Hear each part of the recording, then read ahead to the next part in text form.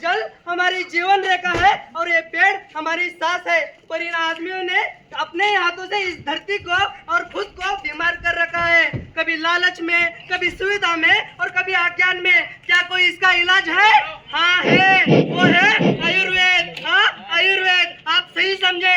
तो चलो दोस्तों, आज हम दिखाते हैं कि आयुर्वेद सिर्फ एक विद्या नहीं, अपना जीवन जीने का एक विज्ञान है। नाक रोग और अंग्रेजी दवाई। सिर दर्द के कारण जान निकली जा रही है। अरे यार, भूख ही नहीं लग रही है। मधुमेह ने कमजोर कर दिया, त्वचा पूरी खराब हो गई है, दाने दाने हो गए। अरे ये क्या हुआ आप सभी को? एक साथ बीमार गिर गए। आपको क्या हुआ? अच्छा, फिर त्वचा खराब हो गई।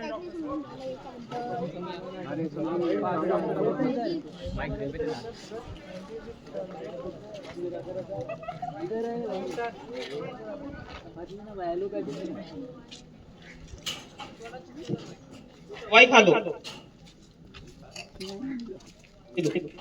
ये दवाई खा लेना, ठीक हो जाओगे आप।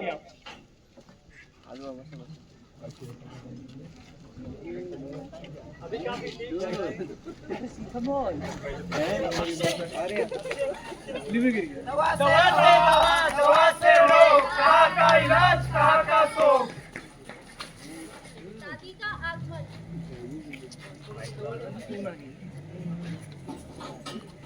शादी का आगमन।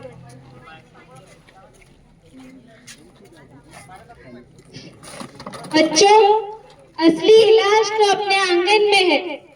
तुम्हें सिर दर्द है, बेटा तुम शंख पुष्पी खाओ। तुम्हें कमजोरी है, तुम आंवला और गिलोय अभी खा लो। बेटा तुम्हें मधुमेह है, तुम करेला और मेथी खाओ।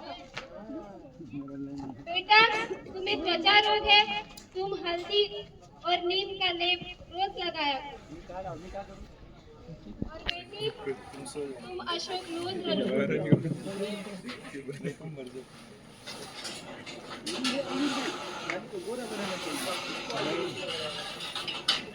दादी ये कैसे मुमकिन है? पर बच्चों, आयुर्वेद में आहार, दिनचर्या और योगा यही सबसे बड़ी दवा होती है।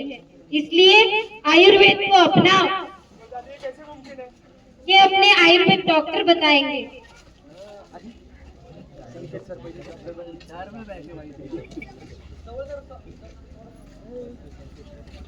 ये ठीक कह रही है। केवल औषधि नहीं, लेकिन हमारा दिनचर्या और आहार विहार भी है। केवल हमारा आहार, केवल औषधि नहीं, आहार और दिनचर्या भी इसकी दवाई होती है।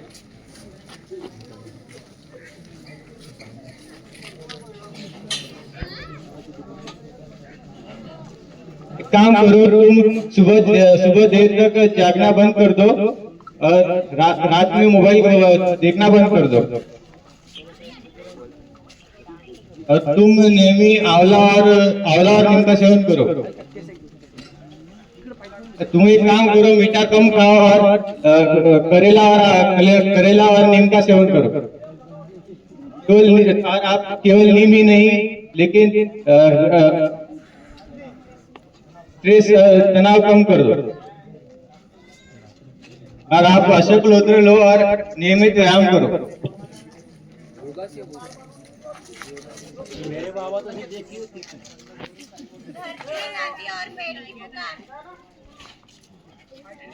ओ मनुष्य, तुमने रसायन से मुझे जहर बना दिया। कारखाने और ये दवाई को कचरे से मैं पूरी गंदी हो गई हूँ। तुम हमें काटते गए, आप दवाई कहाँ से लाओगे?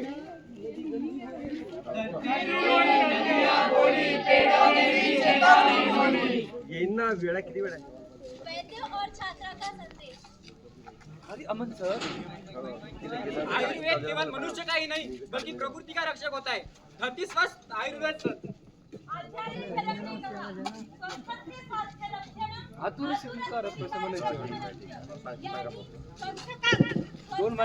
बनाए रखना और रोगी का रोग मिटाना। आयुर्वेद सब रोगों मिटाए। यही यही है आयुर्वेद। देखो देखो गांव वालों, जब इंसान अपनी जीवन शैली बदलता है, जैसे कि पेड़ को काटता है, नदी को गंदा करता है, तो ये इंसान इससे धरती को ही नहीं बल्कि अपने इंसान को भी इसका दुष्परिणाम होता है। जैसे कि पेट दर्द, सिर दर्द और मधुमेह जैसी बीमारियां, ये सभी बीमारियां अब दूर ही नहीं, इसे प्रकृति से दूरी होने के कारण है। याद रखो, अगर धरती बीमार तो मनुष्य बीमार, अगर धरती स्वस्थ तो मनुष्य स्वस्थ। आयुर्वेद। गाँव वालों की शपथ।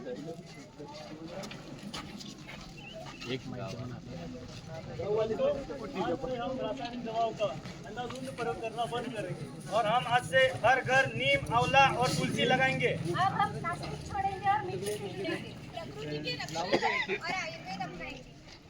तो चलो दोस्तों, आज संकल्प ले, आयुर्वेद के बताए नियम हम मानेंगे, लालच नहीं, संतुलन चुनेंगे, जहर नहीं, जड़ी बूटी अपनाएंगे। यही है असली विकास, यही है असली स्वास्थ्य, यही है आयुर्वेद।